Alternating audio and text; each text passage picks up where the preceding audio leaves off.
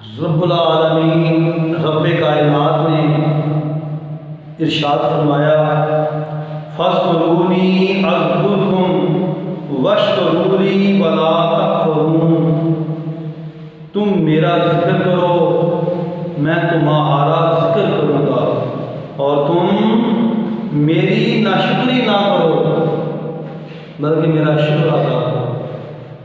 میرے دوستو دیکھیں، رب کائنات نے رب العالمین نے ذکر کے بدلے ذکر کا وعدہ فرمایا۔ کچھ لوگوں کا یہ گمان ہے کہ ہم اللہ سبحانہ و تعالیٰ کا ذکر کریں گے تو وہ ہمارے دسترخوان میں کچھ شادی دے دے گا، ہمارا رزق میں جو ہے فراوانی آ جائے گی۔ بھائی یہ بات تو سمجھیں، یہ جو رزق ہے یہ اس دنیا کا دنیاوی معاملات ہے۔ اللہ سبحانہ و تعالیٰ نے سورہ طلاق میں ارشاد فرمایا کہ ان اللہ بالغ امرہ قد جعل اللہ لکل شیء قدرا، جو کچھ ہونا ہے وہ اللہ سبحانہ و تعالیٰ نے لکھ دیا ہے، جو اس کی مشیت ہے۔ جس بندے نے دنیا میں آ کر جتنی زندگی گزارنی ہے، جتنا وقت جو ہے وہ اسپینڈ کرنا ہے، یا جتنا رزق اسے دیا جانا ہے، اس کے خوشیاں، اس کے غم، اس کے مسئلے مسائل، اس کی پریشانیاں، اس کی بیماریاں، اس کی اذیتیں، اس کی تکلیفیں، جو بھی بندے کے نصیب میں رب کائنات نے لکھ دیا ہے، وہ تو ہے۔ اگر جو پریشانیاں ہیں، جو تکلیفیں ہیں، انہیں ٹالنے کا واحد ذریعہ جو کریم آقا صلی اللہ علیہ وسلم نے بتلایا وہ دعا ہے۔ وہ کیا ہے؟ دعا ہے، دعا۔ اللہ فرماتے ہیں اجیبوا دعوت الداع اذا دعان فلیستجیبوا لی ولیؤمنوا بی لعلہم یرشدون۔ جب کوئی بندہ،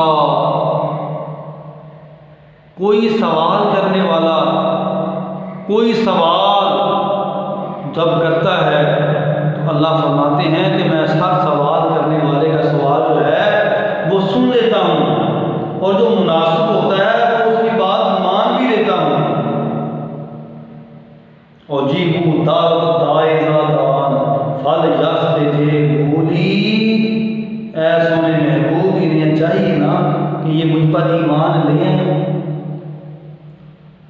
لعلہم یرشدون، تاکہ یہ سیدھے رستے پر ہو جائے۔ تو یہ ہے واحد دعا جو ہے ایک حل ہے جو بلاؤں کو، مصیبتوں کو، جو مقدر میں لکھی گئی پریشانیوں کو ٹال سکتی ہے۔ اور دوسرا کریم آقا صلی اللہ علیہ وسلم نے فرمایا صدقہ ہر بلا کو کھا جاتا ہے، صدقہ ہر بلا کو کھا جاتا ہے۔ یہ میں ایک اضافی بات کر رہا ہوں تاکہ بات سمجھ آ جائے کہ فاذکرونی اذکرکم، تم میرا ذکر کرو میں تمہارا ذکر کروں گا۔ تو بندے کو یہ سمجھنے کی صحیح ہے، جو ہم کریم آقا صلی اللہ علیہ وسلم کے غلام ہیں، ہمیں یہ بات سمجھنے کی کوشش کرنی چاہیے کہ اللہ سبحانہ و تعالیٰ نے اتنا بڑا وعدہ فرما دیا ہے، فاذکرونی اذکرکم، تو میرا ذکر کر میں تیرا ذکر کروں گا۔ اے میرے دوستو، مسلمان بھائیوں، توجہ کیجیے گا، بات کو ریلائز کرنا ہے اچھے طریقے سے کہ ذکر کے بدلے اللہ سبحانہ و تعالیٰ نے ذکر کا وعدہ فرمایا ہے۔ کس طرح؟ کریم آقا صلی اللہ علیہ وسلم کی حدیث کا مفہوم ہے، جب بندہ اللہ کا ذکر کرتا ہے تنہائی میں، اللہ اس بندے کا ذکر کرتا ہے کہ فلاں فلاں جو ہے وہ میرا ذکر کر رہا ہے۔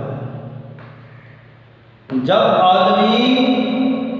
کوئی اللہ کو ماننے والا اس کا ذکر اجتماعی طور پر کرتا ہے تو اللہ اپنے عرش پر فرشتوں کی ایک جماعت کو مدعو کرتا ہے،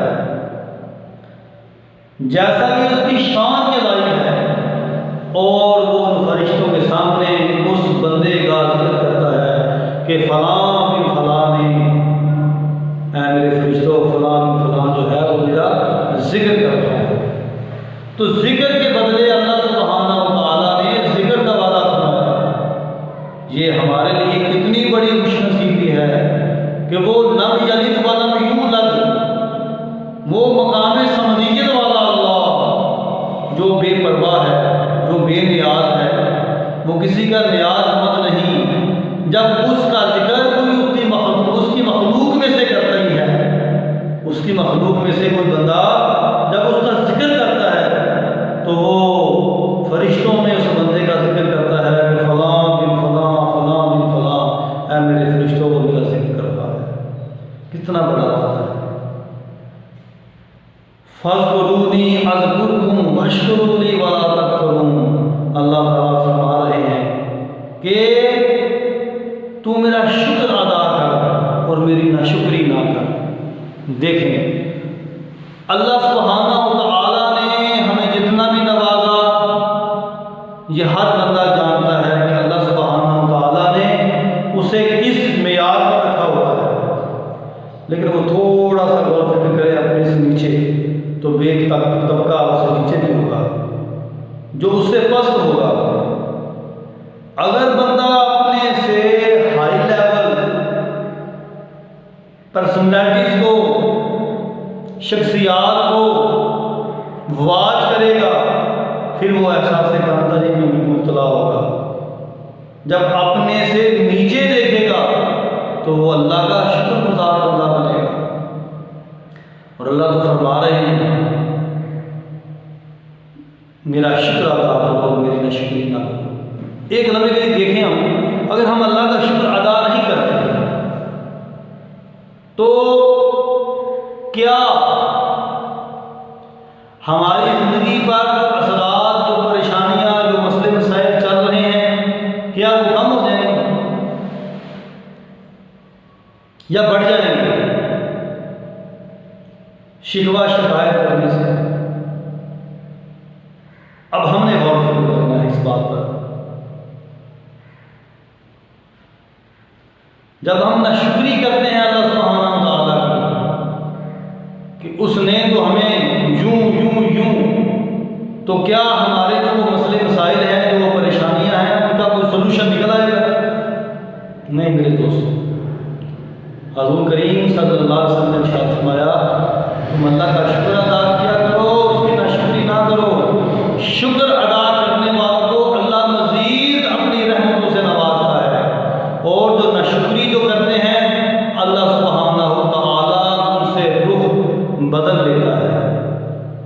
تو اللہ کا جو قرب چاہتے ہیں، جو چاہتے ہیں کہ اللہ ہمیں اپنی رحمتوں سے نوازے، اپنی کرم نوازیوں سے نوازے، تو ہمارا یہ حق ہے ہم اللہ سبحانہ و تعالیٰ کی بارگاہ میں سبحان اللہ و بحمدہ، سبحان اللہ والحمد للہ ولا الہ الا اللہ واللہ اکبر، لا الہ الا انت سبحانک انی کنت من الظالمین، یا حی یا قیوم، یا حی یا قیوم۔ اللہ سبحانہ و تعالیٰ کا ذکر اذکار جس طریقہ سے کریم آقا صلی اللہ علیہ وسلم نے ہمیں سکھلایا ہے ہم کریں اور محبت سے کریں۔ اے اللہ ہم تیرا شکر ادا کرنے والے ہیں، ہم تیری ناشکری کرنے والے نہیں۔ اے اللہ ہم نبی کریم صلی اللہ علیہ وسلم کے بتلائے ہوئے راستے پر گامزن ہیں، اے اللہ تو ہم سے راضی ہو۔ دیکھیں یہ جو زندگی ہے یہ بڑی مختصر سی ہے، اس کی آپ ایوریج نکالیں تو تقریباً 54 ایئر اولڈ ان پاکستان،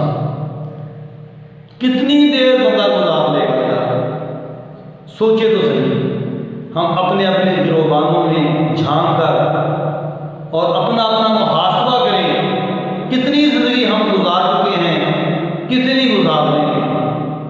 ہمارے سامنے روز اموات ہوتی ہیں جن میں بچے بھی دنیا سے جاتے ہیں، نوجوان بھی جاتے ہیں اور جوان بھی جاتے ہیں اور بوڑھے بھی جاتے ہیں۔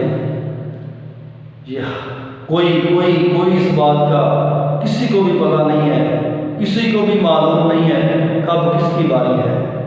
کریم آقا صلی اللہ علیہ وسلم کے اگر بتائے ہوئے اسوائے حسنہ کے مطابق ہم اپنی زندگی کو ڈھال لیں گے تو یہ ہمارے لیے کامیابی و کامرانی کی سنت بن جائے گی، ادروائز زندگی تو گزر ہی جائے گی۔ بزرگ فرمایا کرتے ہیں ایک جو پھٹا ہوتا ہے نا، اس پر جو برف پڑی ہے تو وہ برف نے آہر و کار اس میں ختم ہو جانا ہے، وہ پگھل کر ملٹ ہو کر آخر ختم ہو جائے گی کہ پڑی رہے گی۔ دیکھیں آپ برف لے کے آئیں تو اسے رکھ دیں، وہ کتنی دیر میں ختم ہو جائے گی؟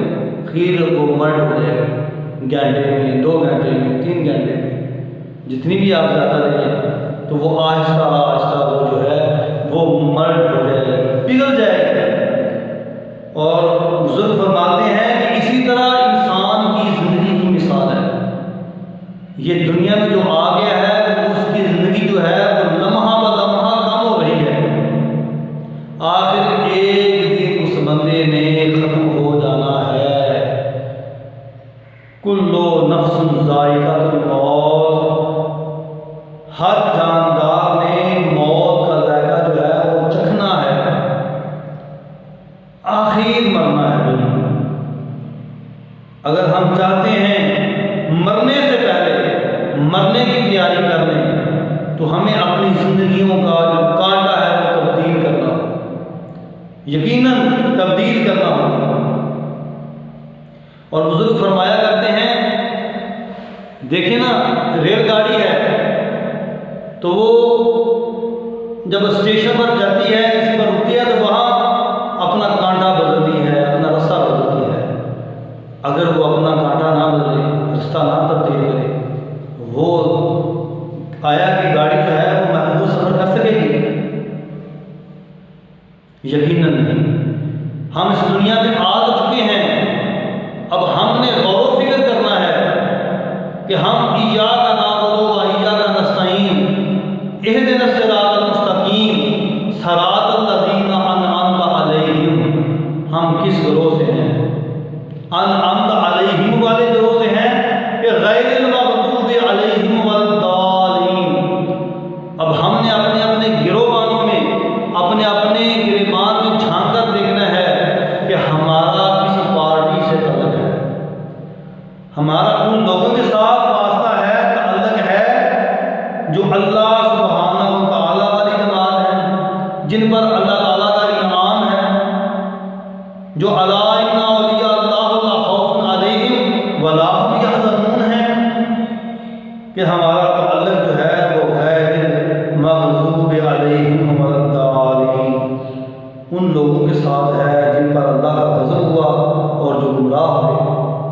یہ ہم نے غور و فکر کرنا ہے، یہ دیکھ لیں، یہ غور و فکر کرنے کے لیے ہم ہیں نا، یہ آپ سب لوگوں نے اپنی اپنی زندگی کا محاسبہ کرنا ہے، اور مجھے بھی اپنی زندگی کا یہی محاسبہ کرنا ہے کہ میں کس جماعت میں ہوں۔ کسی سے پوچھنے کی ضرورت نہیں ہے، جب کچھ لمحہ ہم اکیلے بیٹھیں گے اور اپنا خود محاسبہ کریں گے، ہمیں یہ سمجھ آ جائے گی کہ ہم کس طرف جا رہے ہیں۔ تو دوستو، ہمیں اپنی زندگی کا کانٹا بدلنا ہے۔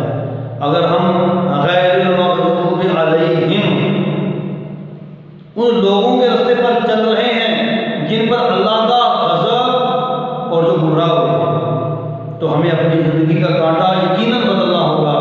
ہمیں انعمت علیہم، ان لوگوں کا رستہ اپنانا ہوگا جن پر اللہ کا انعام ہوا، جن لوگوں پر اللہ کا انعام ہوا۔ دیکھیں میرے دوستو، بزرگان دین جو ہیں، اللہ کے ولی ہیں، انہوں نے اپنے اپنے انداز سے بنی ہوئے انسان کی رہنمائی کرنے کی صحیح کی ہے اپنے اپنے وقت میں۔ اس دور میں صوفی برکت علی دہانوی رحمۃ اللہ علیہ آپ نے مقالات حکمت تحریر فرمائے، آپ نے بنی ہوئے انسانی کی خیر خواہی اور رہنمائی کے لیے ایسے مقولات لکھے جو سونے کی سیاہی سے بھی لکھ دیے جائیں تو وہ ان کی اس سے بھی زیادہ قدر و قیمت ہے۔ صوفی برکت علی دہانوی رحمۃ اللہ علیہ نے آپ ایک جگہ فرماتے ہیں کہ غوث قطب ابدال مت بن، تیرا کچھ بننا یا بننے کی خواہش رکھنا تیرے رب کے حضور تیری سب سے بڑی گستاخی ہے، فقط اللہ کا بندہ بن۔ تو دوستو ہم اللہ کا بندہ کیسے بن سکیں گے؟ ہمیں کریم آقا صلی اللہ علیہ وسلم کی اطاعت کر کے ہی اللہ کا بندہ بن سکتے ہیں۔ اس کے لیے ہمیں دین کی طرف رجوع کرنا ہوگا، اس کے لیے ہمیں دین کی طرف رجوع کرنا ہوگا اور اپنی زندگی کا جو کانٹا ہے وہ تبدیل کرنا ہوگا۔ بابا سرکار نے بہت خوبصورت ایک مقالہ لکھا، مقالات تو آپ کے تمام کے تمام ہی حکمت سے بھرے ہوئے ہیں۔ آپ فرماتے ہیں تیرے دل میں ہزاروں بت ہیں، کہیں عورت کا بت، کہیں دولت کا بت، کہیں شہرت کا بت، تو ان بتوں کو توڑ، تو ان بتوں کو ہرگز نہیں توڑ سکے گا۔ کسی ایسے مرد کلندر کی تلاش کر جس نے یہ بت توڑے ہوں۔ بت توڑنے والا ہی بت توڑنے کا گر بتایا کرتا ہے اور منزل مقصود تک پہنچایا کرتا ہے۔ دیکھیں، اگر ہم چاہتے ہیں کہ ہماری زندگیاں جو ہیں وہ اللہ سبحانہ تعالیٰ کے احکامات کے مطابق ہو جائیں تو ہمیں اس دور میں ایسی کسی شخصیت کو منتخب کرنا ہوگا، اس کو رہبر ماننا ہوگا جس نے نبی کریم صلی اللہ علیہ وسلم کی شریعت مطہرہ کی مکمل پابندی کی، اور نہ صرف خود پابندی کی بلکہ نبی کریم صلی اللہ علیہ وسلم کی امت کو بھی دین کی دعوت دی، اور صرف دعوت ہی نہیں دی، ہزاروں نہیں بلکہ لاکھوں کی تعداد میں لوگوں کو اللہ کی طرف رجوع کروا دیا کسی ایسے بندے نے۔ اس دور میں میاں محمد عارف سعید صاحب ایک ایسی پرانوار شخصیت ہیں جنہوں نے نبی رحمت فدا صلی اللہ علیہ وآلہ وسلم وسلم کی محبت کا پرچم اٹھایا، وَبَلِّغْ عَنِّي وَلَوْ آیَاتٍ، یہ پیغام لے کر گھر سے نکلے اور دیکھتے ہی دیکھتے لاکھوں لوگوں کو اللہ سبحانہ تعالیٰ کی بارگاہ میں حاضر کر دیا۔ ایسا دینی ماحول، ایسا پرنور پرکیف ماحول جہاں نبی رحمت فدا صلی اللہ علیہ وآلہ وسلم کا عشق خون میں دوڑتا ہوا نظر آئے گا۔ جنہوں نے میاں صاحب کی صحبت اختیار کی، ان لوگوں کے خون میں آپ کو حضور کریم صلی اللہ علیہ وسلم کی محبت جو ہے وہ دوڑتی ہوئی نظر آئے گی۔ دیکھیں دینی ماحول، بزرگ فرماتے ہیں کہ حافظ قرآن ایک ہو اور 40 آدمی وہ ہوں جو بے نمازی ہوں اور جو دین سے دور ہوں، اور اس حافظ قرآن کو ان بے نمازیوں کے سپرد کر دیا جائے کہ آپ نے ان کے ساتھ تنگ رہنا ہے، تو پھر 8-10 دن کے بعد، مہینے کے بعد آپ دیکھیں گے کہ وہ حافظ قرآن کہیں جگہ سے قرآن پہنچ چکا ہوگا، اس کی بھی جو جو کفیات ہیں، اس کی بھی جو عادات ہیں، وہ جو جن لوگوں کی وہ صحبت میں رہا ہے ان سے اس نے کچھ نہ کچھ سیکھ لیا ہے، اور کچھ نہ کچھ بے راہ روی والی باتیں، کفیات اس میں بھی منتقل ہو چکی ہیں۔ اسی طرح کوئی گناہ گار، دین سے دور، دین سے ناآشنا شخص کوئی اللہ والوں کی صحبت میں چلا جائے اور کچھ دن وہاں رہے تو اس پر بھی روحانی کفیات کا جو ہے وہ اثر نمایاں نظر آئے گا۔ میں اس کی مثال دیا کرتا ہوں، یہ دیکھیں نا، اب گرمی کا موسم ہو تو کوئی آدمی جو ہے اس کی میں ڈیوٹی لگاتا ہوں، بیٹا مجھے یہ آپ ہونا پکھا جو ہے وہ ہوا دو، تو جو میرے ساتھ بیٹھے ہوں گے ان کو پنکھے کی ہوا آئے گی کہ نہیں آئے گی؟ یقیناً آئے گی، کیونکہ وہ ہوا تو بیسیکلی گنجائش تو مجھے دے رہا ہے، لیکن اس کے باوجود اس کا ارادہ بھی نہیں ہے کہ جو اس کے ساتھ بیٹھے ہوئے ہیں انہیں ہوا دی جائے، لیکن اس کے بعد انہیں ہوا آئے گی۔ اسی طرح جو اللہ والے ہوتے ہیں نا، جو اللہ کے نیک بندے ہوتے ہیں، جو ان کی صحبت میں بیٹھتا ہے، جو ان کی صحبت میں جاتا ہے، وہ اس ارادے سے بھی نہ جائے کہ میں دین لینے جا رہا ہوں، اگر وہ ان کی صحبت میں بیٹھتا رہتا ہے تو کچھ نہ کچھ وہ دین سیکھ لیتا ہے، کوئی نہ کوئی اس کی روحانی جو ہے اقدار وہ بڑھ جاتی ہے۔ تو جو جائے اس نیت سے کہ میں نے دین سیکھنا ہے اور میں نے دین کے مطابق زندگی گزارنی ہے، میں نے نبی رحمت خدا صلی اللہ علیہ وسلم کی طور اطوار جو کہ ان کی حدیث ہیں، جو سنتے ہیں، وہ سیکھنی ہے، میں نے کامیابی والی زندگی کی حصولی کے لیے کوشش کرنی ہے، تو میرے دوستوں وہ حکم کرنا کام ہوگا۔ دیکھیں، نبی کریم صلی اللہ علیہ وآلہ وسلم کی اطاعت و فرما برداری اس لیے بھی ضروری ہے کہ رب کائنات کا حکم ہے، وَمَن يُطِعِ الرَّسُولَ فَقَدْ أَطَاعَ اللَّهَ، جس نے رسول اللہ صلی اللہ علیہ وسلم کی اطاعت کی گویا اس نے اللہ کی اطاعت کی، گویا اس نے اللہ کی اطاعت کی۔ میرے دوستو، نبی کریم صلی اللہ علیہ وسلم کی فرما برداری، ان کی محبت، کیونکہ قرآن کا حکم ہے وَإِن كُنتُمْ تُحِبُّونَ اللَّهَ فَاتَّبِعُونِي يُحْبِبْكُمُ اللَّهُ وَيَغْفِرْ لَكُمْ ذُنُوبَكُمْ وَاللَّهُ غَفُورٌ رَحِيمٌ۔ یہ تو اللہ سبحانہ و تعالیٰ نے تمام معاملہ اس طرح کر دیا ہے۔ اگر تم چاہتے ہو کہ میں اللہ ہو کر تم سے محبت کروں تو تمہیں چاہیے کہ میرے سونے محبوب کریم صلی اللہ علیہ وسلم کی فرما برداری کرو۔ جب تم میرے محبوب کی فرما برداری کرو گے تو میں اللہ ہو کر تم سے محبت بھی کروں گا اور تمہارے گناہ بھی معاف کروں گا۔ یہ دیکھیں، نبی کریم صلی اللہ علیہ وسلم کی سچی سچی اور پکی محبت یہ دین کی اصل اور اساس ہے۔ اور بزرگ فرمایا کرتے ہیں، جو بندہ دین سے جتنا بھی دور ہے وہ کوشش کرے نبی کریم صلی اللہ علیہ وسلم کی بارگاہ میں صرف درود و سلام پڑھنے کی کوشش کرے۔ ان اللہ و ملائکتہ یصلون علی النبی یا ایھا الذین آمنوا صلوا علیہ وسلموا تسلیما۔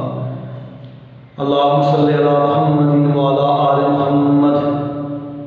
وہ کریم آقا صلی اللہ علیہ وسلم کی بارگاہ میں درود و سلام کا نذرانہ پیش کرنا شروع کر دے بس، پھر دیکھے کریم آقا صلی اللہ علیہ وسلم کس قدر محبت فرماتے ہیں، کس قدر کرم فرماتے ہیں، اور اللہ کا کس قدر فضل ہو جاتا ہے۔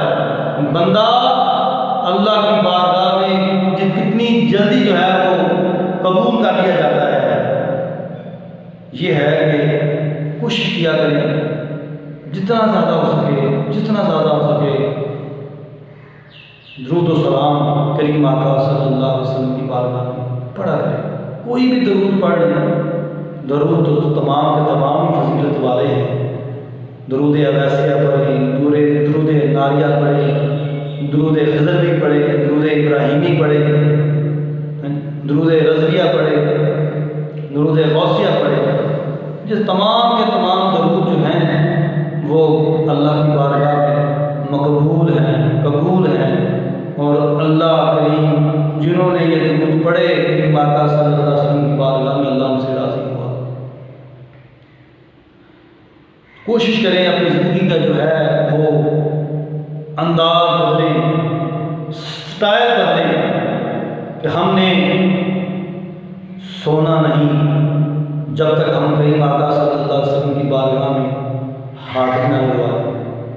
انشاءاللہ تعالیٰ میرے اللہ کے فضل و کرم سے آپ درود و سلام کی عادت اپنائیں، پنجگانہ نماز کی توفیق میرا اللہ سبحانہ و تعالیٰ فرما دے گا، اور جو ہمیں جھوٹ، غیبت، چغلی، حسد، بے شمار جو یہ امراض موجود ہیں، میرے اللہ کریم آقا صلی اللہ علیہ وسلم کا فیض ختم فرما دے گا، اور ہمیں اپنے دین کے لیے قبول فرما لے گا، اور ہمیں جس مقصد کے لیے بھیجا اس دنیا میں اس مقصد میں کامیابی اور کامرانی کی سند عطا فرما دے گا۔ ایک مستضی واقعہ میرے ذہن میں آ گیا ہے، ابن عمر رضی اللہ تعالیٰ سے اس واقعے کی نقل ہے، اور مسلم میں یہ واقعہ موجود ہے کہ ایک بندے نے وہ اونٹنی وہ چوری کی، اور یہ کیس جو تھا وہ نبی کریم صلی اللہ علیہ وسلم کی بارگاہ میں آ گیا۔ جب نبی کریم صلی اللہ علیہ وسلم کی بارگاہ میں کیس آیا کہ اس بندے نے یہ اونٹنی جو ہے وہ چوری کی ہے، تو نبی کریم صلی اللہ علیہ وسلم اس چوری کی جو سزا تھی، وہ فیصلہ جو تھا وہ کہنے لگے۔ وہ اس بندے نے اپنا وہاں سے بھاگ نکلا اور کیا کہتے ہوئے، اللہم صلی علی محمد وعلی آل محمد۔ اللہ کریم یہ تو جانتا ہے کہ اس نے کون سا درود پاک پڑھا اور درود پڑھا، اور بھاگ گیا۔ مسجد میں کچھ لوگ کافی موجود تھے، تقریباً ان کی تعداد 70 کے لگ بھگ جو تھی، جو کریم آقا صلی اللہ علیہ وسلم کا حکم سن کر وہ اس کے پیچھے لپکے گئے، اور جب اس نے درود پڑھا نا، تو جس کا اونٹنی جو چوری ہوئی تھی اس نے کہا کہ حضور میں نے اسے معاف کیا، میں نے اسے معاف کیا۔ اسے پکڑ کر لے آ گیا۔ جب نبی کریم صلی اللہ علیہ وسلم کی بارگاہ میں آیا تو حضور نے فرمایا، یہ جو تو نے درود پڑھا ہے اس کی برکت سے جب تو خود صراط پر جائے گا تو تیرا چہرہ 14ویں رات کے چاند کی طرح چمک رہا ہوگا۔ میرا بات کرنے کا مقصد یہ ہے کہ درود و سلام کا پڑھنا اس کی بے شمار فضیلتیں ہیں۔ اگر بیان کرنی شروع کر دیں حوالہ جات سے تو حوالے نہیں ختم ہوتے۔ محبت والے کے لیے صرف اتنی بات کہہ لینی کافی ہے کہ سب سے جو بڑا عمل جو ہے جس کی برکت سے اللہ کا فضل اور اس کی رحمتوں کی بارشیں جو ہیں وہ نازل ہوتی ہیں، وہ درود و سلام ہے۔ کریم آقا صلی اللہ علیہ وسلم کی بارگاہ میں درود و سلام کا پڑھنا ہے، اور اللہ تعالیٰ درود و سلام پڑھنے والے کو ہدایت عطا فرما دیتا ہے، اس کی گناہ کو نیکیوں میں بدل دیتا ہے، اور جو بندہ درود و سلام کا پڑھنے کا جو ہے عادی ہو جاتا ہے، جو اس طرف راغب رہتا ہے، میرا اللہ ایک وقت آتا ہے کہ اس سے ہر برائی ہر عیب اسے دور کر دیتا ہے، اور اسے ایسے پاک کر دیتا ہے جیسا کہ پاک کرنے کا حق ہے یا پاک رہنے کا حق ہے۔ دیکھیں جسے اللہ پاک کرے وہ کس طرح گناہوں کی دلدل میں وہ پھنس سکتا ہے، جسے اللہ گناہوں سے آزاد کرے اس کے کپڑوں پر کوئی میل کچیل کیسے ہو سکتی ہے۔ تو میرے دوستوں، میرے بھائیوں، تمام یہ یاد رکھیے گا، اپنی اپنے گھروں میں جب آپ بستر پر جائیں کوشش کریں زیادہ نہیں کم از کم ہم نے 10 بار کریم آقا صلی اللہ علیہ وسلم کی بارگاہ میں درود و سلام کا نذرانہ پیش کرنا ہے۔ یوں محبت بڑھتی